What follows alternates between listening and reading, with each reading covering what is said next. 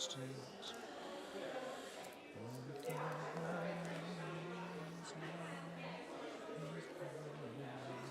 Resistance. Faces coming. Yeah. A lot of them. Yeah.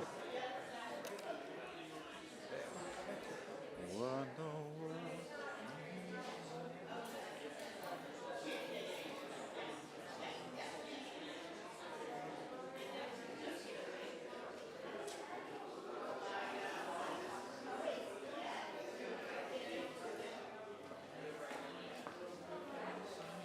With or without your assistant, move out on the way.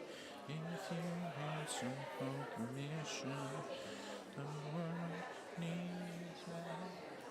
Hello, Lenny.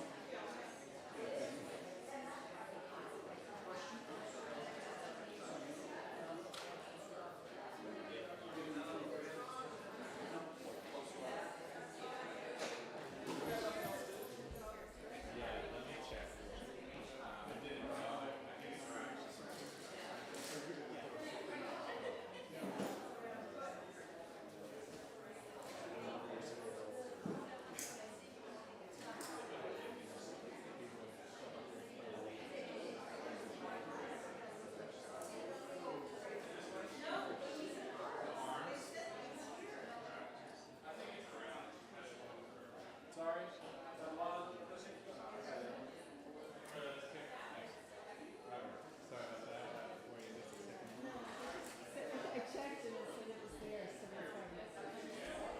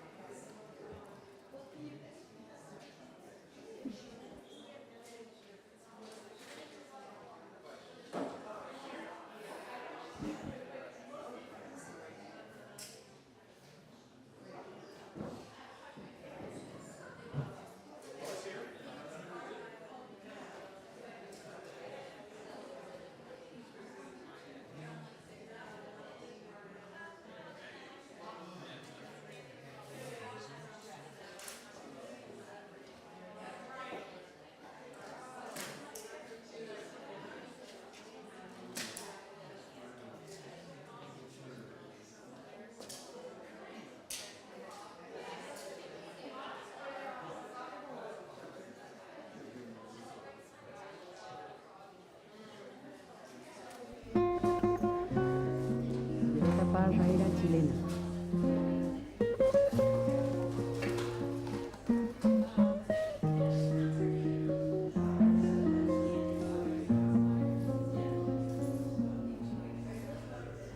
Gracias a la vida que me ha dado tanto, me dio dos luceros que cuando las abro perfecto distingo lo negro del blanco y en el alto cielo su fondo estrellado y en las multitudes el hombre You got the stand that you can use this one. You gonna do the music stand? It's fine. gracias a la vida que me ha dado tanto, Is this yours? me ha dado el sonido y el abecedario con él las palabras que pienso y declaro, madre, amigo, hermano, y luz alumbrando la ruta del alma del que estoy amando.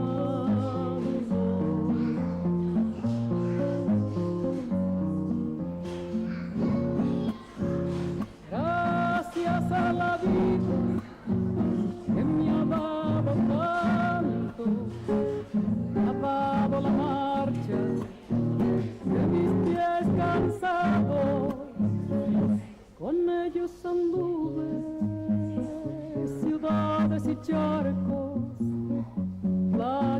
desiertos, montañas y llanos, y la casa tuya, tu calle y tu paz.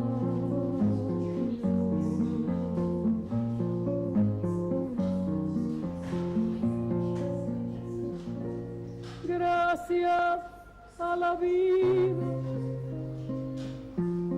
que me ha dado tanto, me dio el corazón que agita su marco cuando miro el fruto del cerebro humano, cuando miro el bueno tan lejos del mal, cuando miro el fondo de tus ojos claros.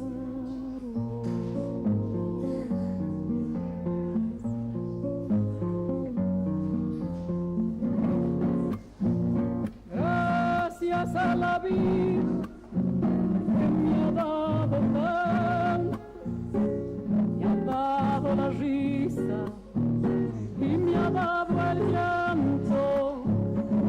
Así yo distingo dicha de quebranto, los dos materiales que forman mi canto y el canto de ustedes, que es el mismo canto, y el canto de todos, que es mi propio canto.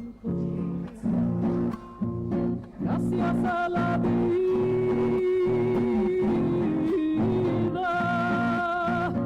gracias a la vida, gracias a la vida,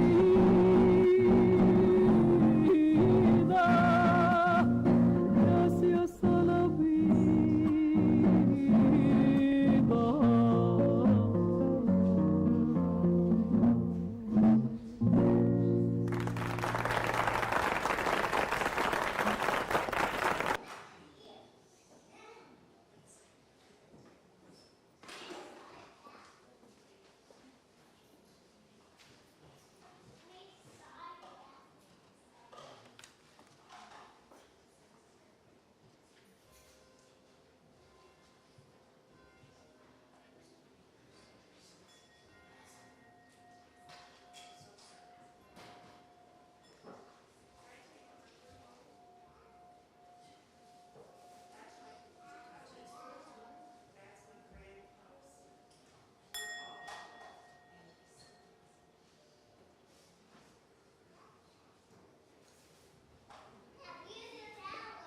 Good morning, friends.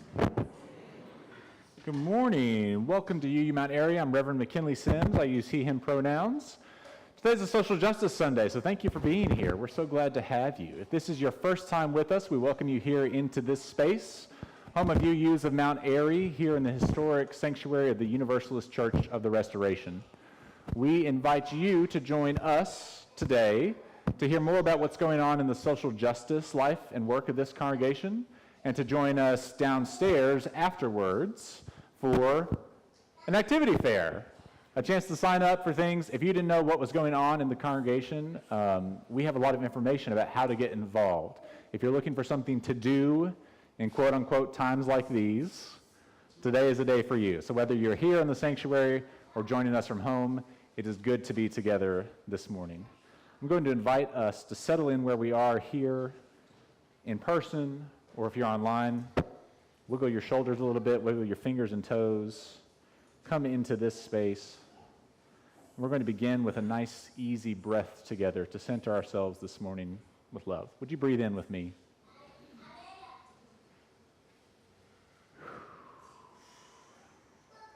Thank you, friends. Our service this morning is one of prose and poetry. It is music and words and movement that signals our commitment to justice here in this congregation.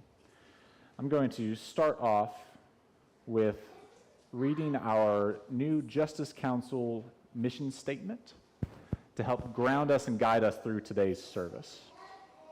In this place where we have doubts and hurts, joys and sorrows, we come to be transformed by divine love. Hear these words. as a call to worship. You are invited to be part of an ecosystem of social change through song and poetry. UU Mount Airy is committed to anti-racism and anti-oppression and broader social justice efforts to create systems and structures that help everyone thrive and be whole. The mission of our Justice Council is to empower our congregation to identify justice issues for evaluation, prioritization, and action, and to hold ourselves responsible for the outcomes of our work. We strive to build partnerships with our neighbors to dismantle the systems at the root of societal injustice and to build beloved community, meeting urgent human needs in our community. To ground our social justice work, we strive to be just and listen to the voices of those who have been and continue to be harmed by injustice. We will value and follow their guidance on our path to healing actions and hold ourselves responsible to them. Our work is rooted in UU spirituality, principles, and values. Come into this space, friends, and let us worship in this spirit. Before we light our chalice, I want to invite Anam Owili Ager forward to offer some words and news about what's going on at the board level here in this congregation. Something new that we're trying to have a little report back after the board meeting that happens on the first Sunday of the month. To keep everyone informed and just let you know what's going on at that level. Anam. Thank you. Good morning, everyone. As Reverend McKinley said, my name is Anam Owili Iger, and it is an honor and a privilege for me to serve as assistant moderator on our congregation's Board of Trustees. We are trying something new here. We want to be in the spirit of openness and transparency. The board's decided to share the highlights of our board meetings on the week following our monthly meeting, which usually takes place on the first Sunday of the month. Some of the notes and highlights I'm sharing wouldn't be possible to mention, or at least not as easy to do so, without the efforts of our highly detailed board secretary, Annabelle Grota, and much thanks to her for her excellent work, which makes this a lot easier for me. So not only do we want to make the actions and decisions of the board more visible, we hope that in doing so, that some of you will consider becoming a part of the board in the near future, whether you've served in the past or you've never served at all. So while not highlights of our most recent meeting, I do want to share some of the highlights, since we are just starting this up, from last month, especially for those of you who may have missed these. We held our in-gathering at the beginning of our congregational year on September 7. In partnership with Bucksmont UU Fellowship, we co-ordained and celebrated the now Reverend Shay Dively, who lovingly served here as intern minister and most recently our summer minister. We also hosted an outdoor luncheon for her here, and I'm really grateful to say that UU Mount Airy really showed up to both of those events. We really did. We're also a growing congregation. We welcomed 5 new members recently, and hopefully more are on the way. We started a new season of the Handbell Choir. We started a member-led monthly soul circle for us to share individual spiritual practices with one another, which is open to everyone. We showed a documentary about Sonia Sanchez, we hosted a concert by Sharon Katz, and we opened our space for a community dinner organized by Families for Ceasefire. So it's been pretty busy in here, and that's not all the things that are going on, but there's a lot. On to the highlights of this month's meeting. In the spirit of our collective health, safety, and inclusiveness, the board has decided to make the switch from traditional personal and cleaning supplies, rather the traditional, perfumed kind, to free and clear, unscented products, and which it is worth cheering. It really is, because so while it may take some time to fully switch, our intent is to move away from supplies and products that contain perfumes, dyes, and problematic or harmful chemicals. And so far, we have non-allergenic products in our lavatories, kitchens, and laundry facilities. We've cleaned most of our dispensers and receptacles, and we've removed aromatic air fresheners. We'll also be reviewing this with our sexton and ensuring that we purchase appropriate products going forward. Thanks to the efforts of our member Steve Workman and some others, and the Family Promise organization, formerly known as PIN. We are hosting a family of 2 adults and 3 children in need of temporary transitional housing for the remainder of this month and for all of November.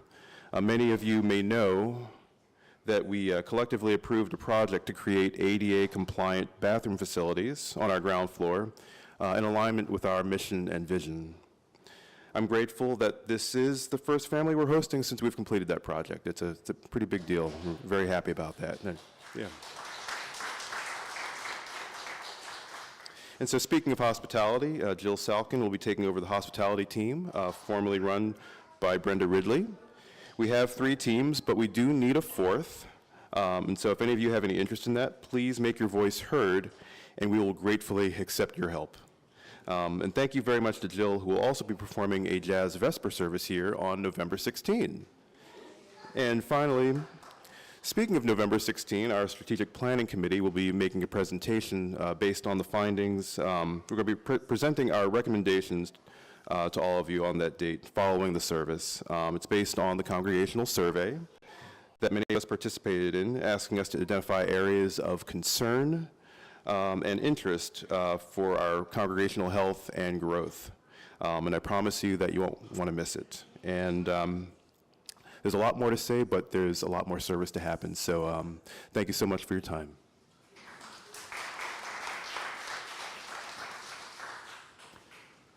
Thank you. We're going to light our chalice this morning with words from Mary LaValle, who's going to read for us. It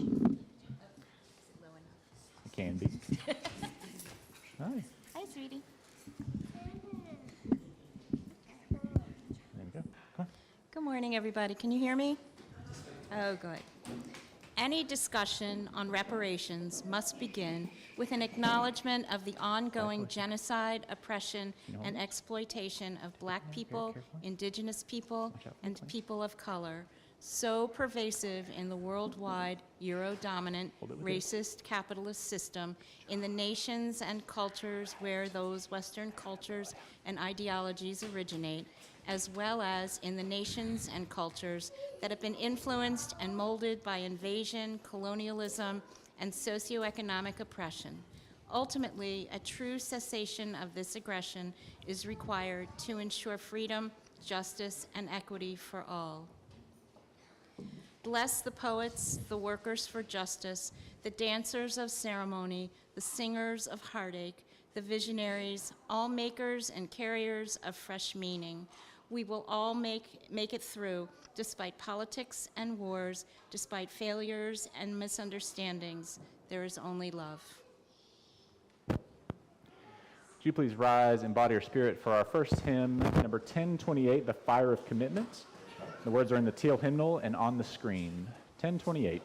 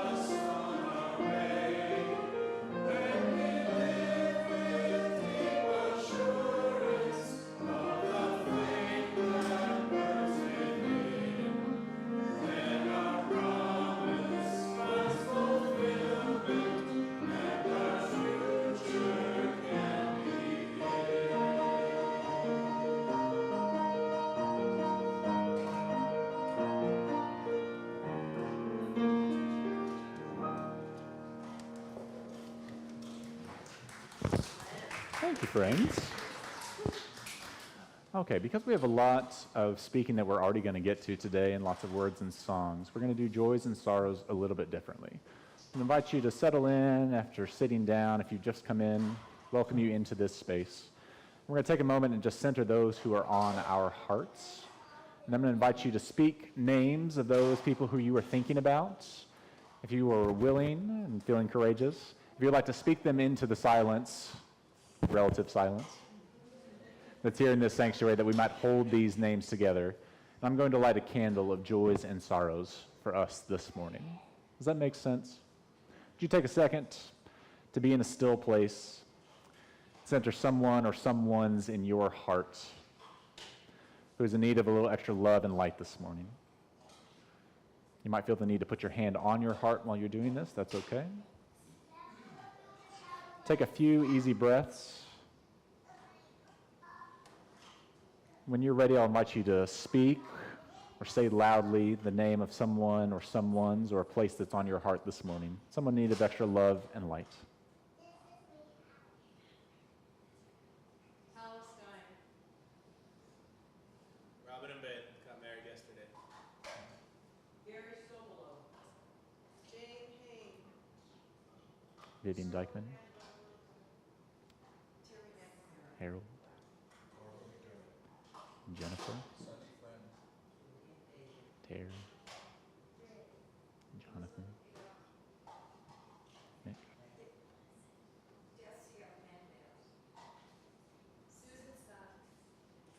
Graham.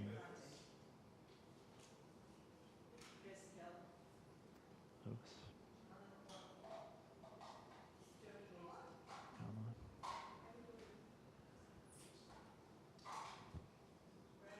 Keon. Fern.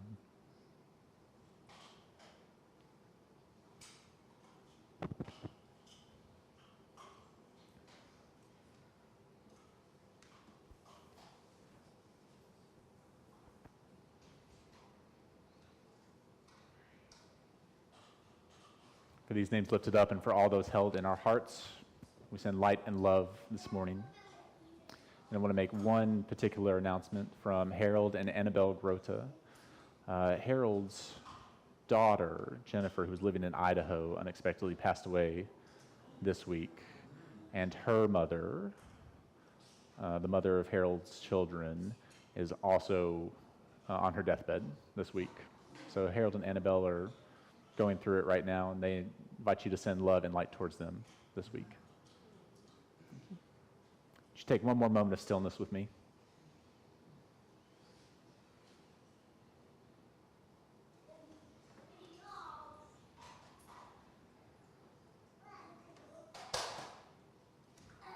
Blessed be. Thank you. All right, my friends who are little, children of all ages, I need you to come help me tell a story out here. Hi. Do you want to come find a place to sit? Beautiful.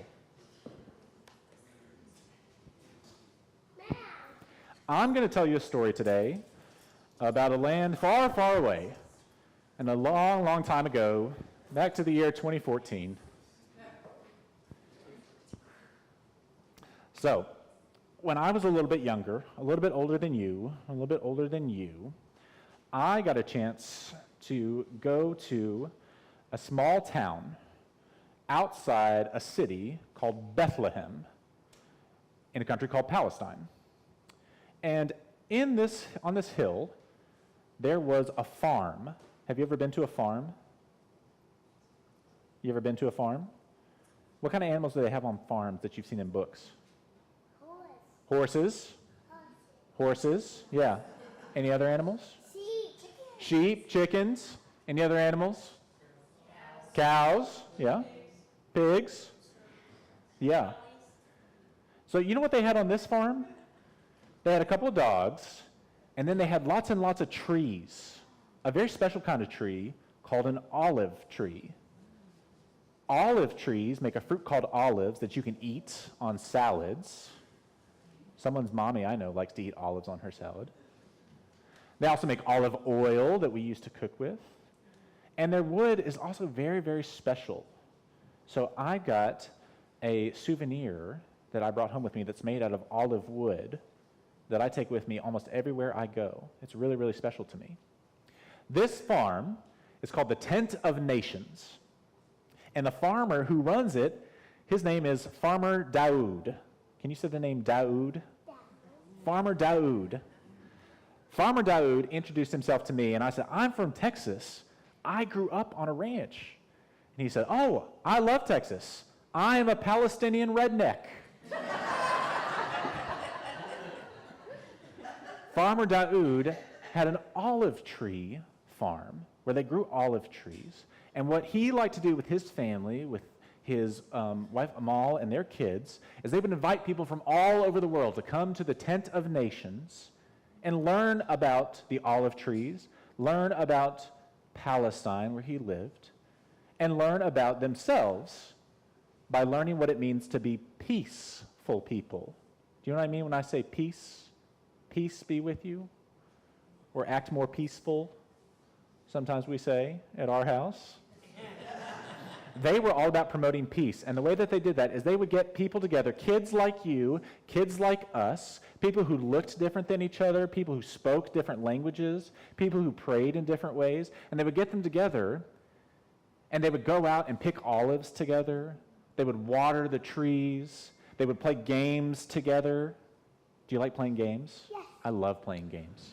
And by playing games together, they were helping promote peace amongst people. And then one day, something bad happened. Somebody came and knocked down all of the olive trees around the Tent of Nations because they were wanting to build houses for other people there. And they came on to the Tent of Nations land and they knocked down all the olive trees. How do you think Farmer Daoud felt? How do you think he felt? What do you think? Do you think he was sad? He was a little sad. But you know what he told me he did? He went and stood up on his watchtower, which was a plastic bin, and he stood up and he looked out towards all of the walled cities that were going up around his town in Palestine.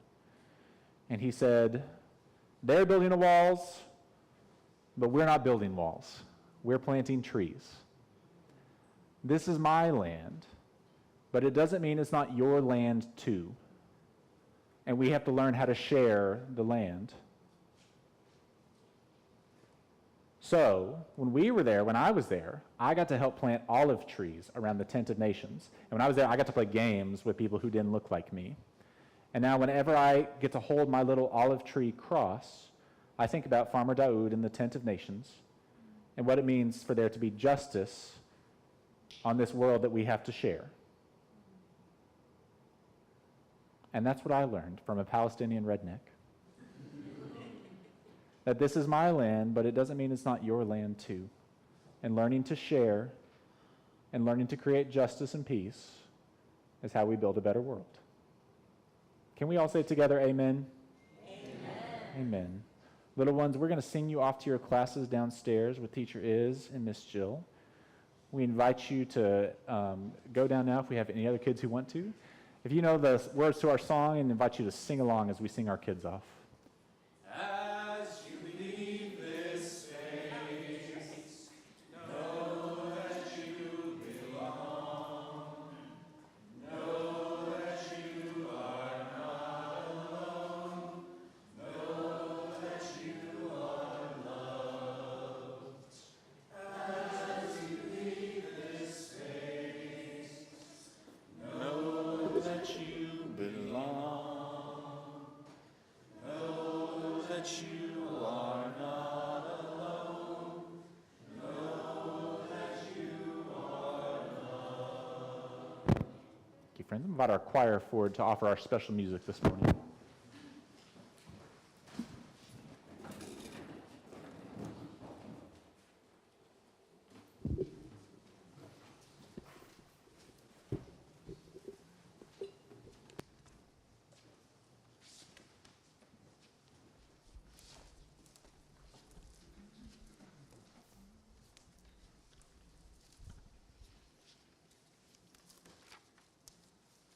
So, if you look in your program,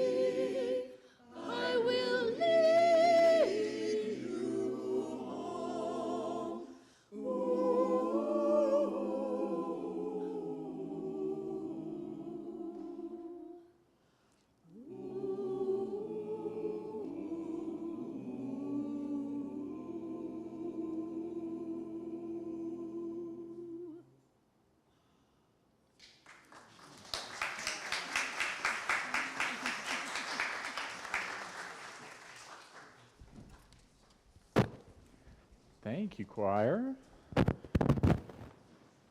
Lori Durkin, I'm going to invite forward. She's going to share a little bit about what's been going on in Justice Council, how we got here, and then to introduce our recipients of Change for Change for this month. Lori.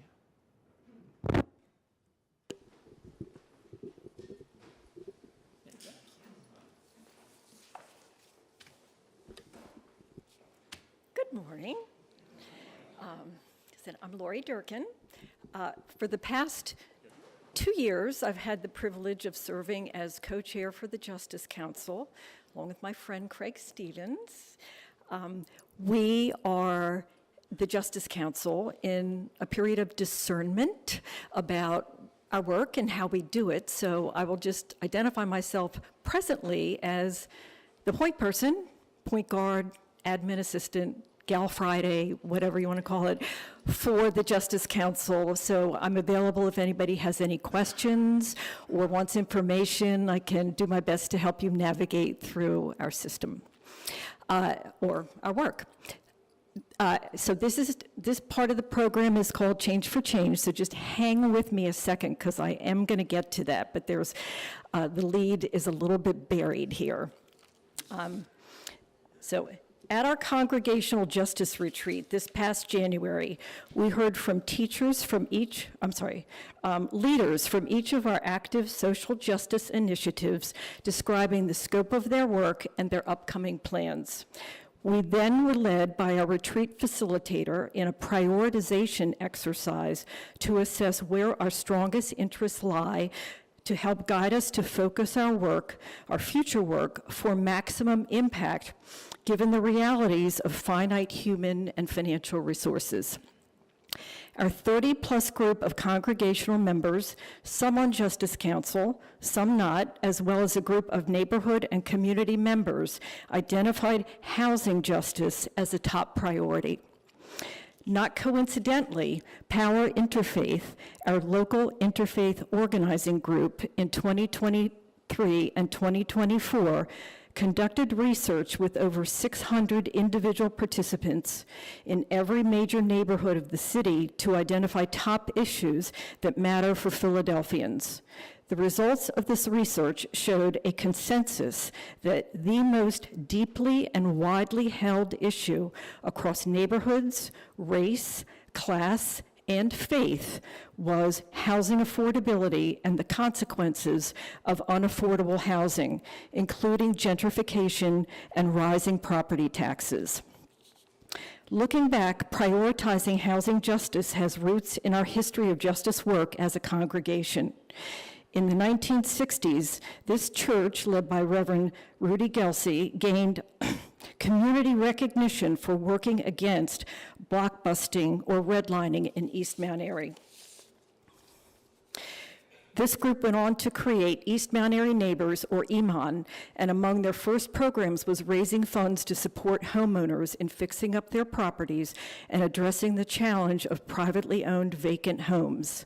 Reverend Gelsey was EMON's first president, and UUs of Mount Airy maintain active membership in EMON today. In the early 1990s, and Anam mentioned this earlier, so I'll just give a highlight. We helped launch the Philadelphia Interfaith Hospitality Network, or PIN, which is now called Family Process. This is one of our congregation's most enduring justice initiatives to date. And as Anam mentioned, we currently have a family in residence. Shout out to Steve Workman and Darlene Steyer, who run point for that program. With that context and history, we are currently involved in exploring involvement in housing justice programs through 3 avenues. Our first active housing justice opportunity is the aforementioned Power Interfaith, sort of a mouthful here, citywide affordable housing campaign. There is a meeting this Tuesday about that topic, and we have flyers downstairs if you are interested.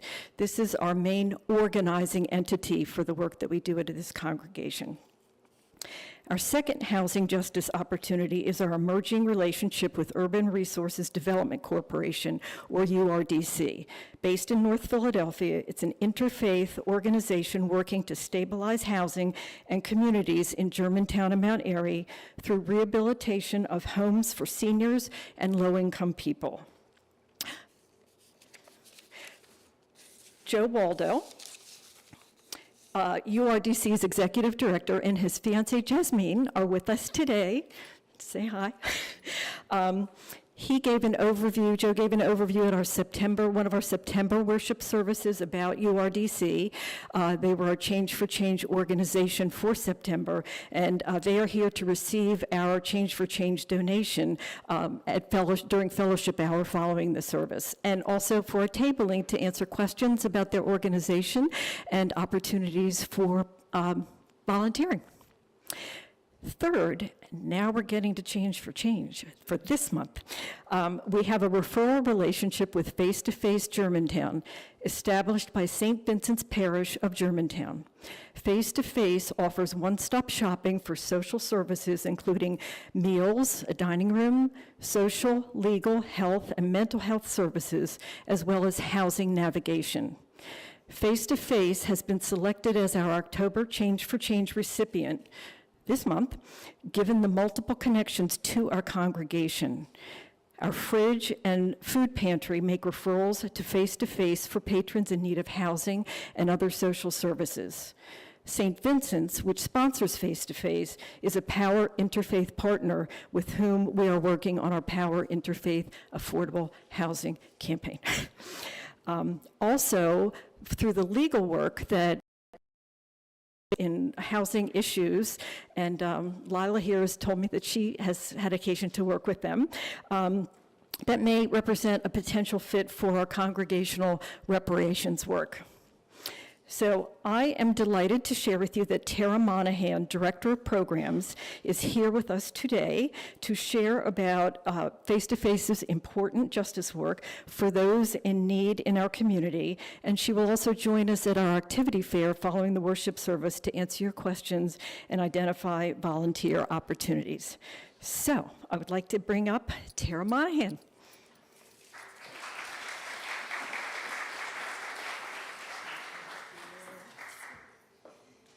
Good morning, everyone. Thank you for having me. Lori, Reverend, thank you for inviting me to speak. So I'm just going to kind of speak off the cuff, and I'm going to try to incorporate everything that we do at Face to Face.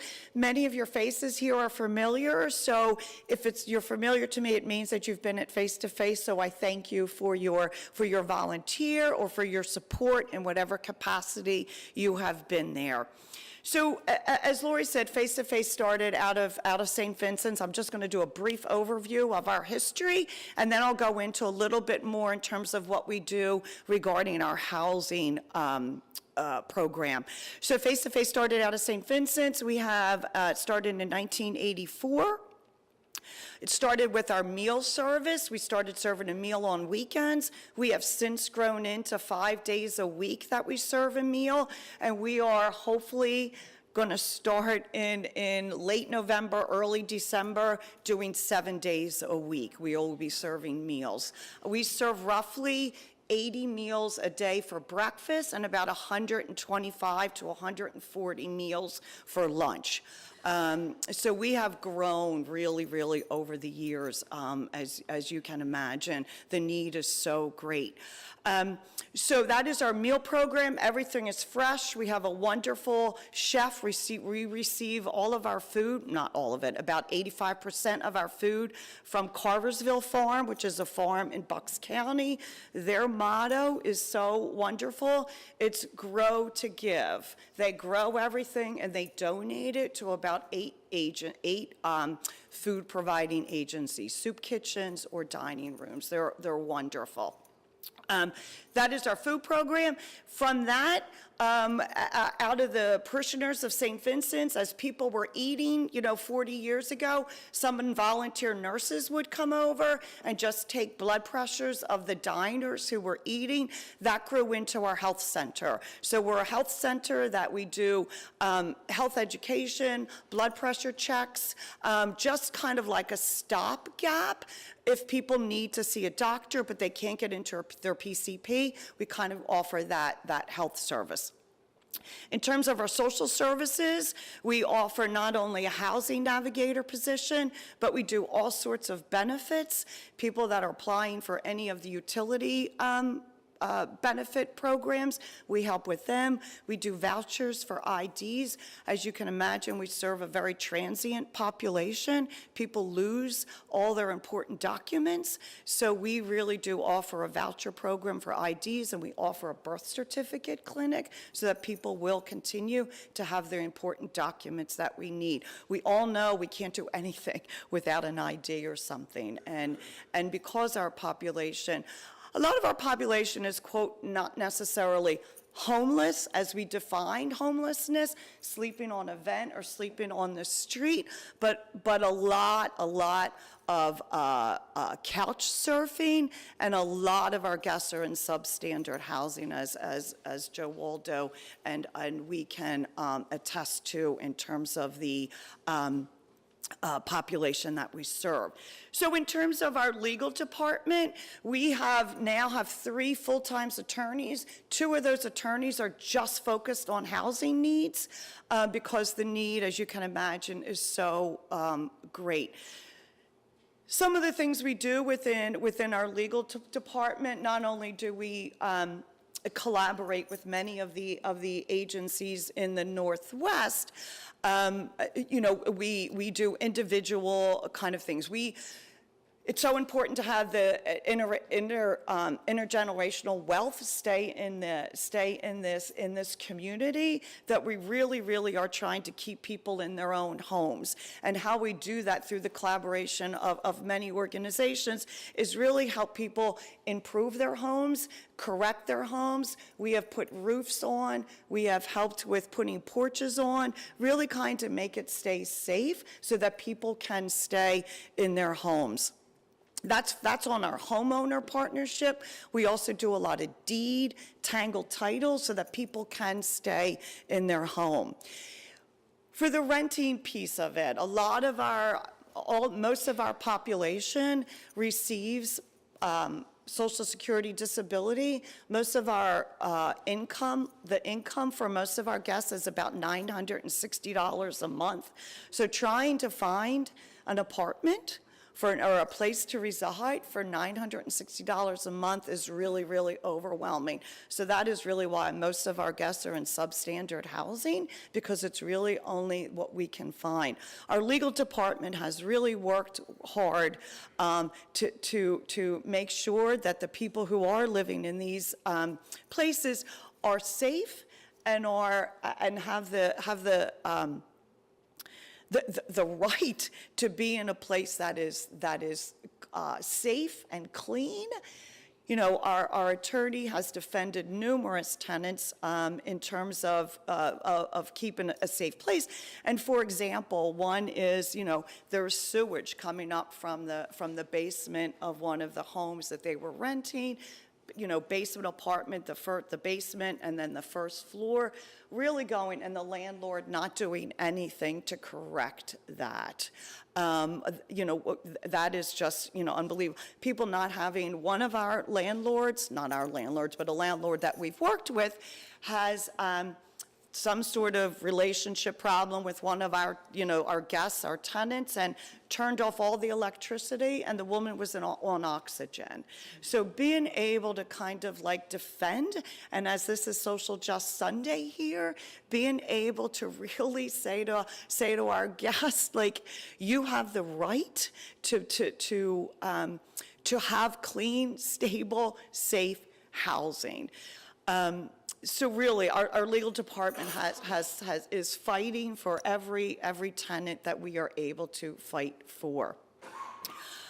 Our housing navigator, who is a social service position, once again, as I say, the income level of our guests is very difficult. So really trying to find housing, apartments for somebody is really quite hard. So really navigating and creating relationships with landlords to say, gosh, can you help us out here and maybe lower the rent $50 because this woman is only making $900.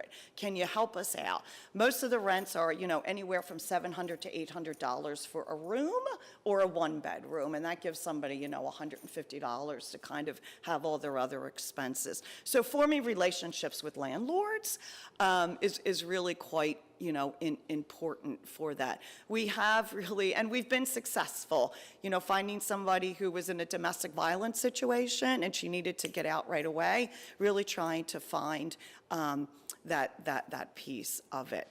And really helping people who are not able to navigate the housing system, which can be very difficult. The hurdles that a lot of our guests have to go through in order to get an apartment, to fill out the application, when you might not be that capable of reading all the documents. And that's really where we come in to really advocate and empower our guests to say that they really deserve, they deserve anything that we have or anybody else has. So thank you. Okay.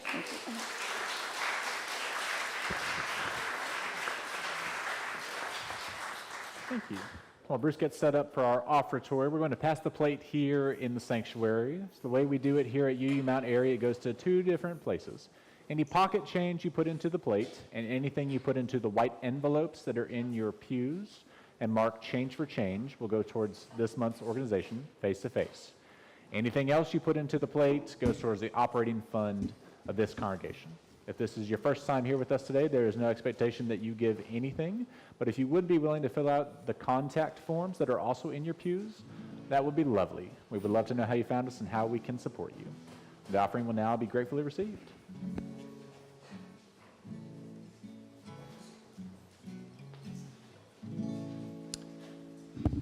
I think the words, Mike, you can go ahead and jump over to the words. This is a song by Mike Stern. Oh, I sent it to you, sorry.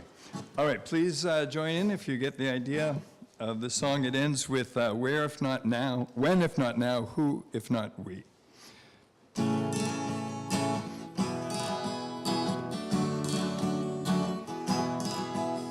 Somewhere, someday, someone,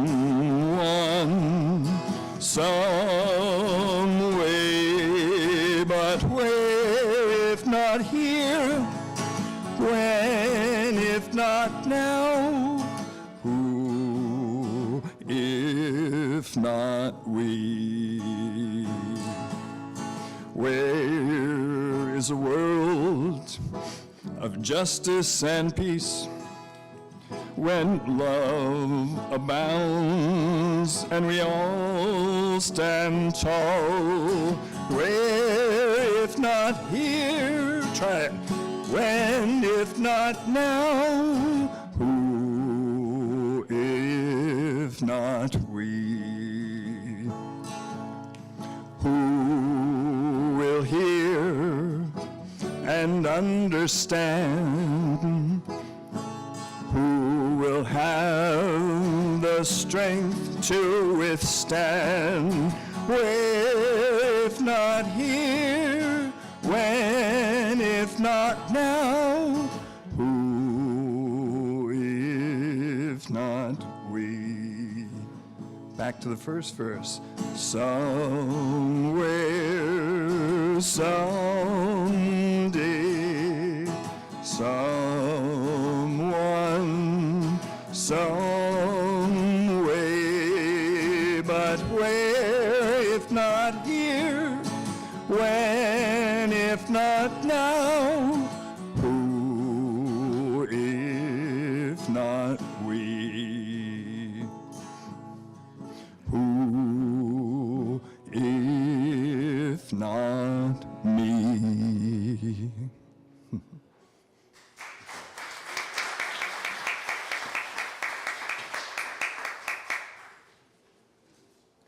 Thank Thank you. We invite Paul Mack forward to share a poem and a short reflection.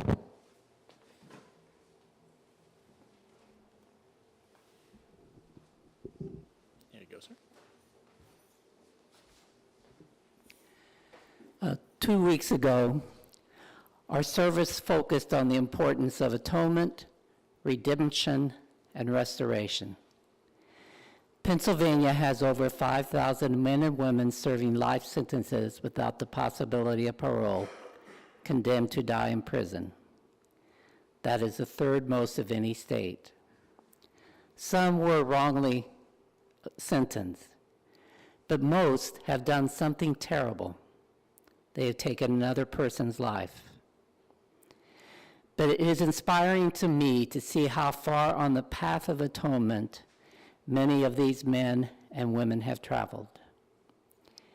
Yes, we believe in the possibility of atonement, redemption, and restoration. And a just society would recognize and honor that possibility in every person.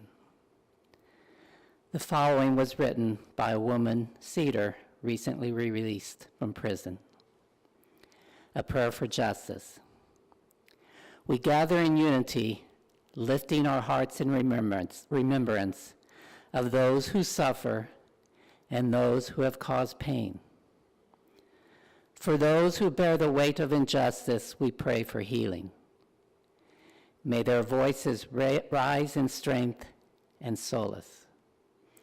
For those who have caused hurt, we seek understanding. May they confront their choices and find the pathway to change. We call for an end to the cycle of death by incarceration, for all lives to be valued and treated with dignity. Grant us wisdom to recognize our shared humanity, to embrace compassion, and see beyond divisions.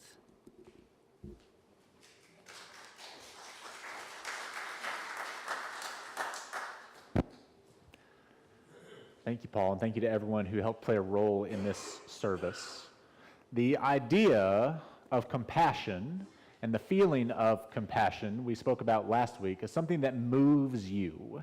We talked about the ancient Greeks had an idea that compassion, that feelings of all kinds lived in your body, and that compassion lived down in your bowels, in your intestines. That'll make you move, right? But to be moved with compassion, moved by compassion, is part of what it is to be alive and part of what it is to be human. And I want to share a very quick story that I was invited to a very small neighborhood activity fair.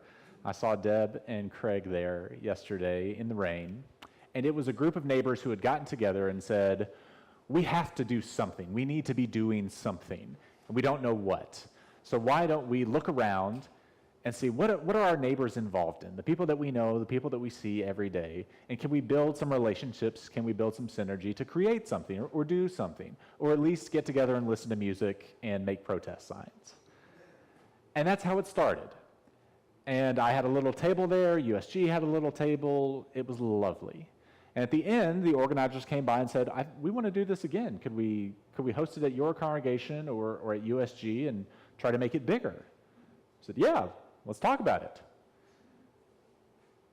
And a woman came up to me and said, I just want you to know that the word on the street is that you and your congregation are people who say yes, that you're about it, and that you're willing to help and to say yes. And that was great to hear, and I was struck by just the simplicity of that you're someone who says yes, that we can be people who say yes. The goal of the activity fair today and the goal of a Social Justice Sunday is not to convince everyone to get onto the trains when they're running and go downtown to the protest for No King's Day. Although selfishly, I would love that. What a great photo opportunity that would be. That would get us on the cover of the UU World magazine. But it is supposed to be an opportunity for us to gather around and to look at our neighbors, the people we see all the time, and say, what are you interested in, involved in? How can we start to build relationships and do something? Because I'm feeling moved by compassion. I'm feeling moved by something to want to get involved. Whether you have been involved in social justice before or not, whether you consider yourself a social justice person or not, you can be someone who says yes. And maybe that's all it needs to be. As I have been thinking and organizing with my colleagues and folks here in the city of what this moment calls for, one of the frameworks that has been really helpful for me, especially as someone who is not always at the protests now because of my family situation, how else can I be involved? The UUA, the Unitarian Universalist Association, has a common read each year. It's like a big book club for the whole denomination. This year, it's a workbook called Social Change Now by Deepa Iyer. And she offers a framework that uses the language of ecosystems and how ecosystems are kind of symbiotic, and there's a lot going on in ecosystems. It's not just one kind of thing, right? And she names these different groups, these different roles that can be part of social justice and social change, with the goals being equity, liberation, justice, and solidarity. We can all agree those are good goals? She said, when we often think of social justice, we think of two kinds of people, the disruptors and the frontline responders. The disruptors are the people who are at the front of the protest march, right? The people who know how to agitate, how to put pressure on systems, and how to create change in that way. The frontline responders are the people who know how to send the emails and make the connections, put out the action alerts, do that kind of organizing. But she said that's not the only kind of social change that can happen. In fact, there are other ways of being involved. There are weavers who connect congregations and organizations through their knowledge and help sew the social fabric up together. There are experimenters, people who are willing to try something and see how it goes and report feedback. There are the visionaries who keep their eyes on what Deepa Iyer calls the North Star and help guide the movement and the organization towards the long-term goals. They're the builders, people who connect and make relationships and help build compassion and empathy amongst the movement. They're caregivers and healers, people who tend to both trauma and immediate needs. There are the disruptors and the frontline responders, but there are also storytellers and guides, those who create art and meaning out of what's happening, and those who share with the next generation how to be part of social change. So I want you to take just a quick second. I'm going to read that list again, just the names. I want to see if anything sparks anything in you, if you feel like one of those roles describes how you want to be involved. Weavers, experimenters, frontline responders, disruptors, builders, visionaries, caregivers, healers, storytellers, and guides.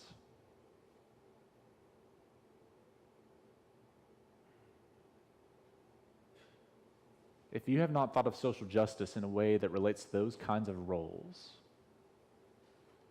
I invite you to learn more about this book. I'm debating on what we're going to do as a congregation with this book. But if you're interested in more of this information, I would be happy to share this resource with you, and you can learn more about those roles. Different ways that we might say yes.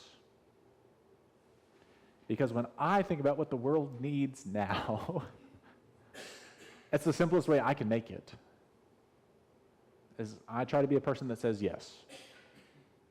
And that comes with boundaries and guidelines. It comes with not putting myself into unnecessary risk or my family, but to try to say yes, to build connections, to build relationships, and then see if we can make it bigger. We can't change the world in one day, but we can start changing the world at any moment. So I invite you to find your thing to say yes to today. whether that is here at this congregation or in some other sphere, whether that's joining the choir, signing up to be an usher, doing the book club. Find something to say yes to.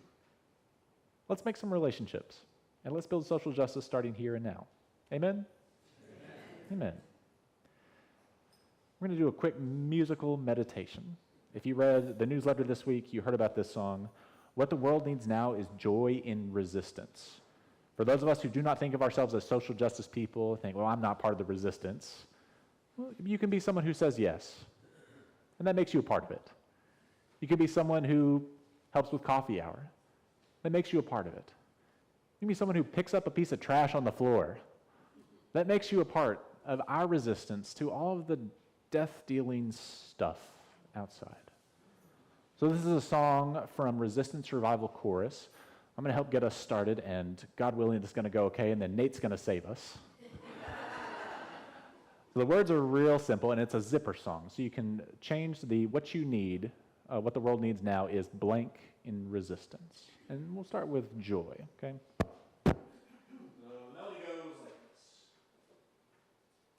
I was going to do what the world needs now is joy in resistance. We will fight the good fight with or without your assistance. Move out of the way if you can't support the mission. What the world needs now is joy in resistance. Can we try that? What the world needs now is joy in resistance. We will fight the good fight with or without your assistance. Move out of the way if you can't support the mission. What the world needs now is joy in resistance. If you do choose to go to a protest or a gathering, you might sing that song and replace it with joy or love or faith or hope, or my favorite, what the world needs now is you in resistance, is us in resistance, is me in resistance. May we say yes.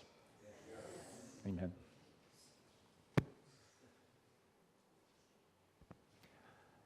It has come time to extinguish our chalice. And then I invite you to feel brave and join us downstairs after our final hymn so that we might build some of these connections for our activity fair. Between now and then, we're going to raise the energy here in the sanctuary. So if you're joining us from home, we're not excluding you.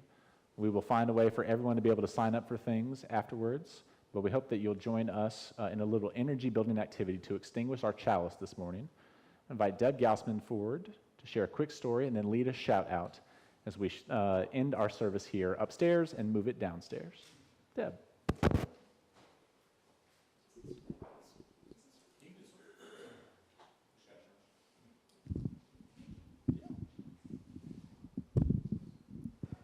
Good morning. Every night before I go to bed, I list out 5 things or people I'm grateful for. And, but when I think of our mutual aid pantry, I don't have enough paper. So I made an enormous thank you card, and I'm now going to name out folks that I'm really thankful for.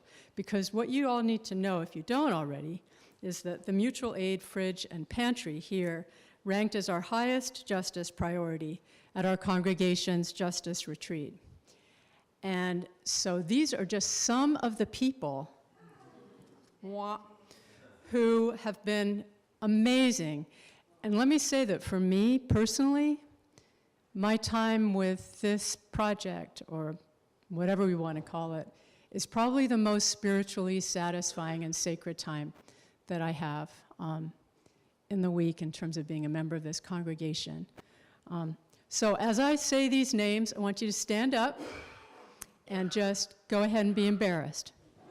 Okay, Nicole Williams, Carol Scott, Patsy Garrick, Lori Durkin and Dennis, Maya Kunzman, Michael Foy, Napoleon, Jim Walters, Paul Mack, Jill Sutherland, Ellen Shelley Hill, Fern Culhane, Jane Zeitz, Mary Ellen Nurek, Cynthia Bradley, Holly Job, Linda and Nick of the Northwest Mutual Aid Association, Geraldine Brown, who's our neighbor who brings stuff to us in our parking lot every week for us to bring here, Linda from Jackie's Garden, Mom's Meals, Hello Fresh, Craig from Manna, Fresh Grocer, 2 bakeries in Chestnut Hill, Chick-fil-A, Lisa, Javion, and McKinley.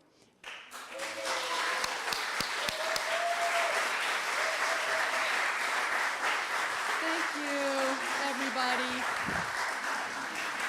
Thank you so much. Thank you, Deb. Invite Bruce Ford to lead us in our final song. To be people who say yes means that we can do hard things. And there's a lot to... Do you need a mic?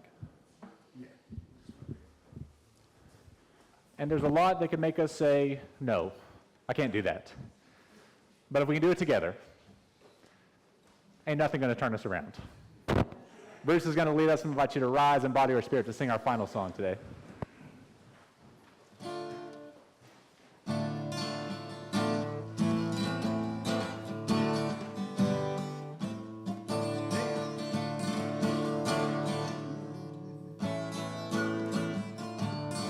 Ain't gonna let nobody turn us around, turn us around, turn us around. Ain't gonna let nobody turn us around. We're gonna keep on walking, keep on talking, gonna build a brand new world.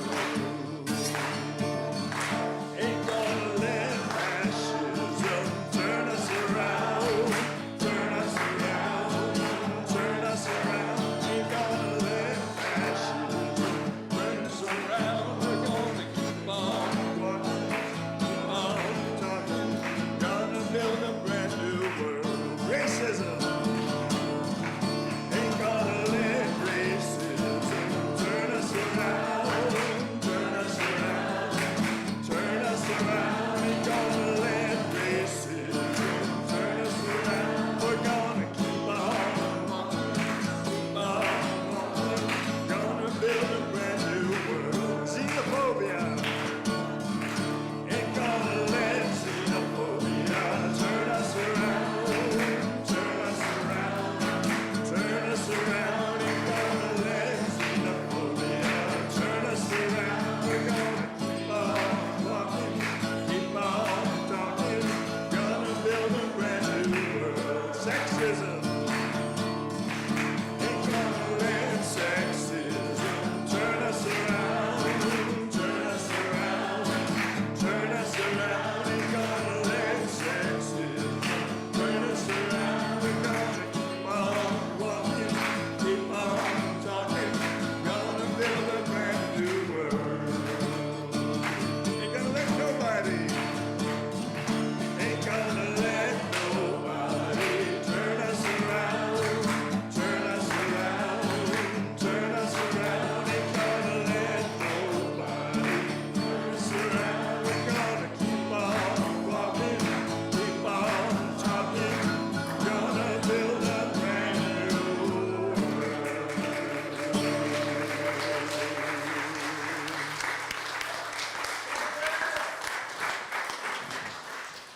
Thank you, friends. May we go in peace and love to make peace and justice here in this world. May it be so.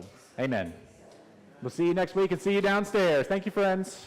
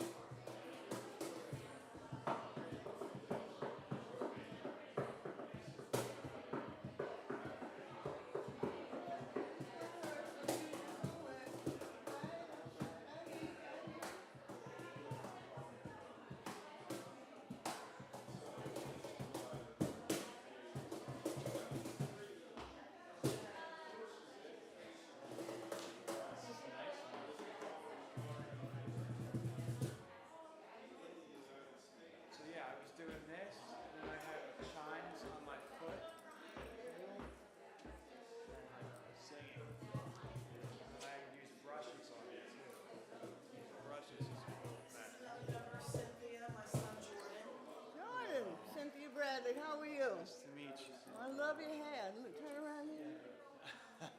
You got Jamie Polson look there. What is it?